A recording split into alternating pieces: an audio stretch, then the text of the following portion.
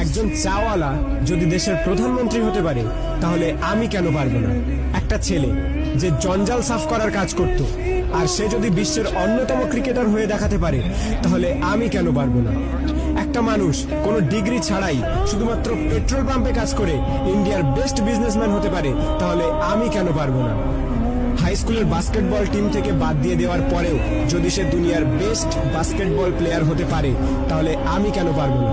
কিছু লোক college drop out করার পর নিজের কোম্পানিতেই কলেজের টপারদের হায়ার করতে পারে তাহলে আমি কেন পারবো না? এক ব্যক্তি যাকে নিউজ পেপার কোম্পানি চাকরি থেকে বাদ দিয়ে দেয় কারণ তার মধ্যে নাকি ক্রিয়েটিভিটি কম ছিল, আইডিয়া কম ছিল, সেই ব্যক্তি যদি পরে মিকি মাউসের মতো ক্যারেক্টার ক্রিয়েট করতে পারে তাহলে আমি কেন পারবো না?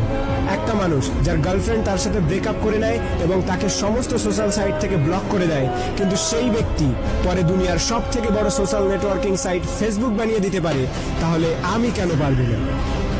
এক ব্যক্তি 999 বার ফেল হওয়ার পরেও হার না মেনে 1000 বারের মাথায় বাল্ব আবিষ্কার করতে পারে তাহলে আমি কেন পারবো না? দুবার বিজনেসে ফেল হওয়ার পরে ডিপ্রেশনে গিয়ে পরপর 8 বার ইলেকশনে হেরে গিয়ে 9 বারের মাথায় আমেরিকার প্রেসিডেন্ট হতে পারে তাহলে আমি কেন পারবো না? এক ব্যক্তি যাকে নিজের কোম্পানি থেকে তাড়িয়ে দেওয়ার পরেও যদি অ্যাপেলের মতো কোম্পানি গড়ে তুলতে পারে তাহলে আমি কেন পারবো না? একটা মেয়ে যে 9 বছর বয়সে সেক্সুয়ালি অ্যাবিউজড হওয়ার পরেও 10 বছর বয়সে প্রেগনেন্ট হওয়ার পরেও লোকাল টিভি শো থেকে বের করে দেওয়ার পরেও অস্কার জিততে পারে এবং কোটি কোটি টাকা ইনকাম করতে পারে তাহলে আমি কেন পারবো না?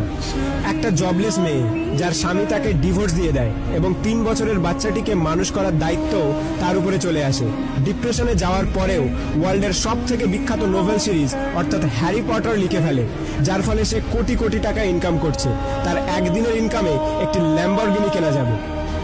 এক ব্যক্তি যার পুরো বডি প্যারালাইজড, চলাফেরা তো দূরের কথা, নিজের আঙুল পর্যন্ত নাড়াতে পারে না, সে যদি ওয়ার্ল্ডের one of the best scientist হতে পারে তাহলে আমি কেন পারবো না? তোমরা সব জিনিসই অ্যাচিভ করতে পারো যেটা তোমরা করতে চাও, যার স্বপ্ন তোমরা দেখো, শুধু তার জন্য একটা আগুন দরকার, একটা স্পার্ক দরকার। নাথিং ইজ ইম্পসিবল, আর এই স্পার্ক তোমাদের নিজেদের মধ্যে আছে। তুমি নিজেই দোষী তোমার ফেল হওয়ার জন্য। এখন তুমি যেখানে আছো সেটা তোমার অতীতের কর্মের ফল, এবং কাল তুমি কোথায় পৌঁছাবে সেটা তোমার আজকের কর্মের ফল হবে।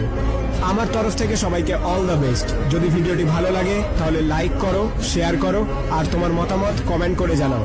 আর যদি প্রথমবার আমার ভয়েস শুনে থাকো তাহলে প্লিজ চ্যানেলটিকে সাবস্ক্রাইব করো আর পজিটিভিটি দিয়ে নিজেকে ঘিরে রাখো।